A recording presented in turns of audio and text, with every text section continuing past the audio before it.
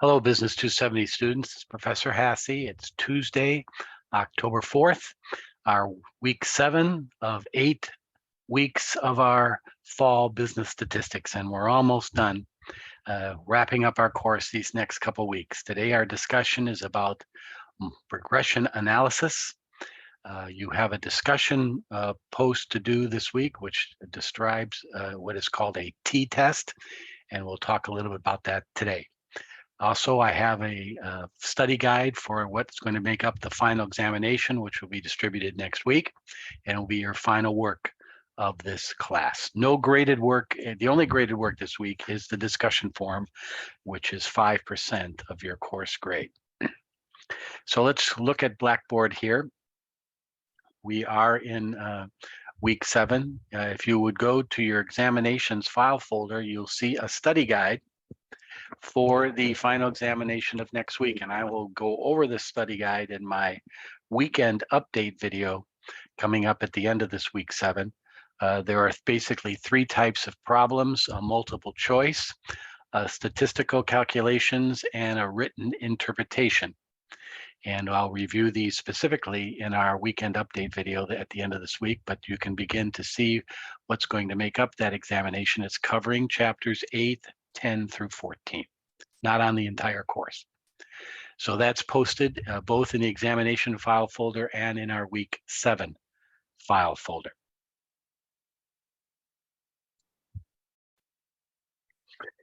You do have a discussion forum post for this week. It's a simple question, but a little bit more detailed analysis, but I give you a key hint here. A regional commuter airline selected a random sample of 25 flights and found that the correlation between the number of passengers and the total weight in pounds of luggage stored in the luggage compartment is 0.94. Using the 0.05 significance level, can we conclude that there is a positive association between the two variables? In other words, hypothesis and the null hypothesis, with the R or the variance being 0.94. What is the T statistics to prove this association? If you find the T statistics and it's greater, right here, to reject the hypothesis, if it's greater than 1.714, then you reject the hypothesis. So your job in this problem is to calculate, with this information being given, what is the T statistic number. Figure that out, and you will figure out the answer to the question. So this is out of chapter 13, Learning Objective -2. A little research this week, but it's all you have to do is just do the equation, and that's the answer. Okay, that's our discussion forum. In other words, create a file, open up the forum, create a thread, and open up a thread in your name and post your answer, and that'll be the end of it. But it's a good example of the t-test in determining whether a hypothesis like the one in this question is relevant or not. So that's what I'd like you to do for this week. And we'll talk more about this with some more hints from some of you who might need it. That's okay, in my weekend update video.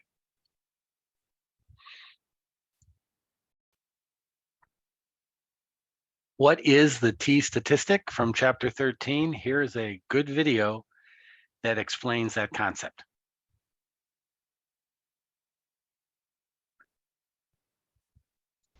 This is the same problem that we had in the last video, but instead of trying to figure out whether the data supplies sufficient evidence to conclude that the engines meet the actual emissions requirement and all of the hypothesis testing, I thought I would also use the same data that we had in the last video to actually come up with a 95% confidence interval. So you can ignore the question right here. You can ignore all of this. I'm just using that same data to come up with a 95% confidence interval for the actual mean emission for this new engine design. So we want to find a 95% confidence interval. And as you can imagine, because we only have 10 samples right here, we're going to want to use a t distribution. And right down here, I have a t table, and we want a 95% confidence interval. So we want to think about the range of t values that 95 or the range that 95% of t values will fall under. So let's think about it this way. So let me draw a t distribution. Let me draw a t distribution right over here. So t distribution looks very similar to a normal distribution, but it has fatter tails. It has fatter tails. This end and this end will be fatter than in a normal distribution. And then we want to find an interval. So this is this is a normalized t distribution. The mean is going to be 0.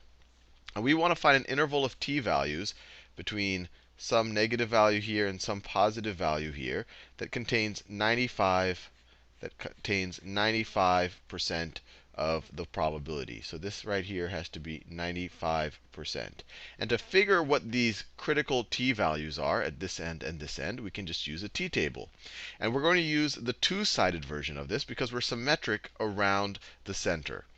So you look at the two-sided, we want a 95% confidence interval. So we're going to look right over here, 95% confidence interval. We have 10 data points, which means we have 9 degrees of freedom. So 9 degrees of freedom for our 10 data points. We just took 10 minus 1.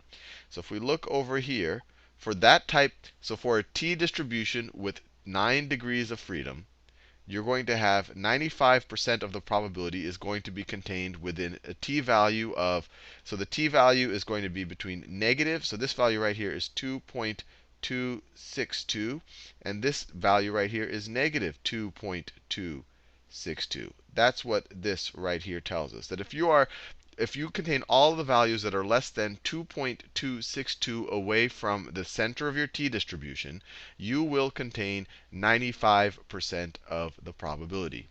So that is our t distribution right there. Let me make it very clear. This is our t distribution. T distribution. So if you randomly pick a t value from this t distribution, it has a 95% chance of being within this far from the mean. Or maybe we should write it this way. If I pick a random t value, if I take a random t statistic, there's a 90, let me write it this way. There's a 95% chance. There's a 95% chance that a random t statistic is going to be less than 2.262, and greater than negative 2.262. 95% chance. Now, when we took this sample, we can also derive a random t statistic from this. We have our sample mean and our sample standard deviation. Our sample mean here is 17.17. Figured that out in the last video. Just add these up, divide by 10. And our sample standard deviation here is 2.98. So the t statistic that we can derive from this information right over here, so let me write it over here. The t statistic that we can derive from this, and you can view this t statistic as being a random sample from a t distribution. A t distribution with 9 degrees of freedom. So the t statistic that we can derive from that is going to be our mean, 17.17, minus the true mean of our population. Or actually, we would say the true mean of our sampling distribution, which is also going to be the same as the true mean of our population. That's our population mean over there, divided by s, which is 2.98, over the square root of our number of samples. We've seen this multiple times. This right here is the t statistic. So by taking this sample, you can say that we've randomly sampled a t statistic from this 9 degree of freedom t distribution. So there's a 95% chance that this thing right over here, is going to be less than 2.262 and greater than negative 2.262. So the 95% probability, 95% probability still applies to this right here. Now we just have to do some math, calculate these things. So let me get my calculator out. And so let me just calculate this denominator right over here. So we have 2.98 divided by the square root of 10. So that's 0.9423. 0.9423. So what I'm going to do is I'm going to multiply both sides of this equation by this expression right over here. So if I do that, so let me just do that right over. So if I multiply this is really two equations, or two inequalities, I should say, that this quantity is greater than this quantity, and that this quantity is greater than that quantity. But we can operate on all of them at the same time, this entire inequality. So what we want to do is multiply this entire inequality by this value right over here. And we just calculated that value, let me write it over here, that 2.98, I'll write it over here, 2.98 over the square root of 10 is equal to 0.942. So if I multiply this entire inequality by 0.942, I get, on this left-hand side over here, I have negative 2.262 times 0.942. And it's a positive number that we're multiplying the whole inequality by, so the inequality signs are still going to be in the same direction, is less than, well, we're multiplying this whole expression by the same expression in the denominator, so it'll cancel out. So we're just going to be less than 17.17 minus our population mean, which is going to be less than 2.262 times, once again, 0.942. Let me scroll over to the right a little bit. 942. Just to be clear, I'm just multiplying both or all three sides of this inequality by this number right over here. In the middle, this cancels out. So if I multiply, I'll just write it right here, 0.942, 0.942, 0.942. This and this is the same number, so that's why those cancel out. And now let's hit the calculator to figure out what these numbers are. So if we have the 0.942 times 2.262, so we're going to say times 2.262 is 2.13. So this is going to be, so this number right over here on the right-hand side, this number on the right-hand side is 2.13. 2.13. This number on the left is just the negative of that. So it's negative 2.13. Negative 2.13. And then we still have our inequalities is going to be less than 17.17 minus the mean, which is less than 2.13. Now what I want to do is I actually want to solve for this mean. And I don't like that negative sign in the mean. I'd rather have this swapped around. I'd rather have the mean minus 17.17. So what I'm going to do is multiply this entire inequality by -1. If you do that, if you multiply the entire thing times -1, this quantity right here, this negative 2.13 will become a positive 2.13. But since we are multiplying an inequality by a negative number, you have to swap the inequality sign. So this less than will become a greater than. This negative mu will become a positive mu. This positive 17.17 will become a negative 17.17. We have to swap this inequality sign as well. And this positive 2.13 will become a negative 2.13. And we're almost there. We just want to solve for mu. Have this inequality expressed in terms of mu. So what we can do is now just add 17.17 to all three sides of this inequality. And we are left with 2.13 plus 17.17 is greater than mu minus 17.17 plus 17.17 is just going to be mu, which is greater than, so this is greater than mu, which is greater than negative 2.13 plus 17.17.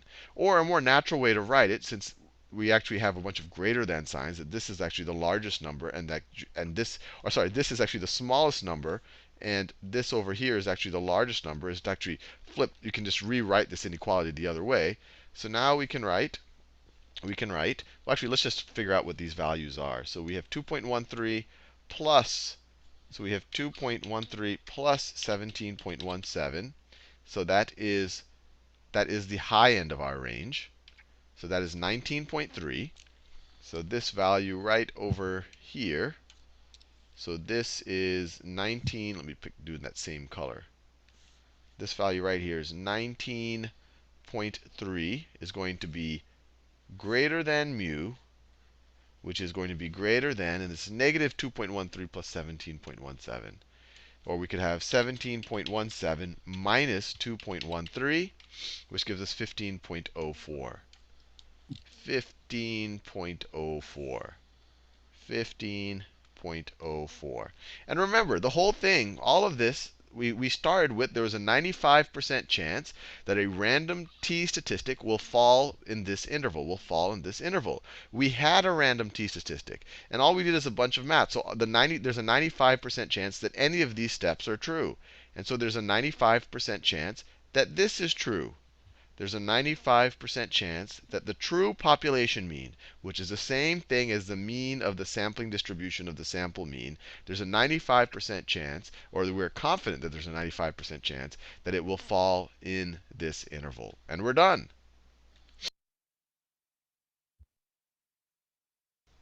The mean emission of all engines of a new design needs to be below 20 parts per million if the design is to meet new emission requirements. 10 engines are manufactured.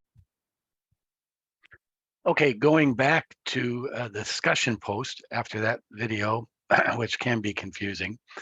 Remember, it says here the regional commuter airline selected a random sample of 25 flights and found that the correlation between the number of passengers and the total weight in pounds was 0.94 with using a 0.05 significance level. What is the association between the two variables? This is a one-sided test. So what you want to do is to see what is the T statistic you want to test. If you go to the end of your textbook, to the student's T distribution appendix, it'll give you the T statistic for the confidence interval of 90% with a 0.05 one-tailed test. And if you go down the list and look for 23, you'll find the T statistic for this. And that's where I come up with this 1.714.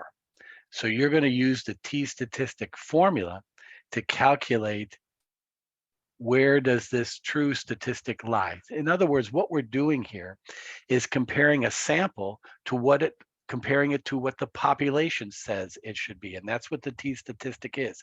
If we would compare this data to the overall population, like was just explained in this video, then we can realize that this is great data. And even though it's a sample of only 25 flights, the whole population of flights would be pretty accurate according to this sample about this correlation. So that's the purpose of t-testing, is to say, okay, I'm just going to take a sample of 25, but I'm going to correlate that to the overall population, because if this sample is right on the confidence interval and level of significance, then I can say that this relates to the whole population. And that's why companies do random samples of products, of goods and services, of television shows, of everything. Because then if they can correlate that to the overall population by a t-test, then they say, yeah, this is a sample, but it fits within the correlation of the overall population by the T statistic. So this is good data, and this is a reliable statement to say. And that's what we're doing here.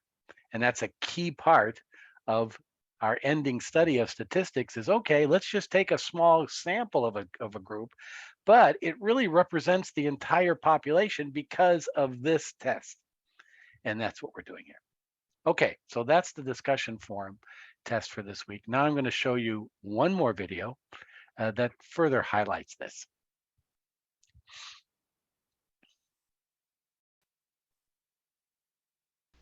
I want to use this video to kind of make sure we intuitively and otherwise understand the difference between a z statistic, something I have trouble saying, and a t statistic, So in a lot of what we're doing in this inferential statistics, we're trying to figure out what is the probability of getting a certain sample mean. So what we've been doing, especially when we have a large sample size, so let me just draw a sampling distribution here. So let's say we have a sampling distribution of the sample mean right here. It has some assumed mean value. It has some assumed mean value and some standard deviation. And what we want to do is any result that we get, let's say we get some sample mean out here, we want to figure out the probability of getting a result at least as extreme as this. So you can either figure out the probability of getting a result below this and subtract that from 1, or just figure out this area right over there. And to do that, we've been figuring out how many standard deviations above the mean we actually are. And the way we figure that out is we take our sample mean, we subtract from that our mean itself, we subtract from that what we assume the mean should be, or maybe we don't know what this is. The mean should be, and then we divide that by the standard deviation of the sampling distribution.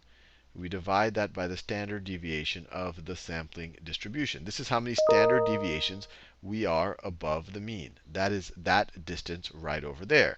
Now, we usually don't know what this is either.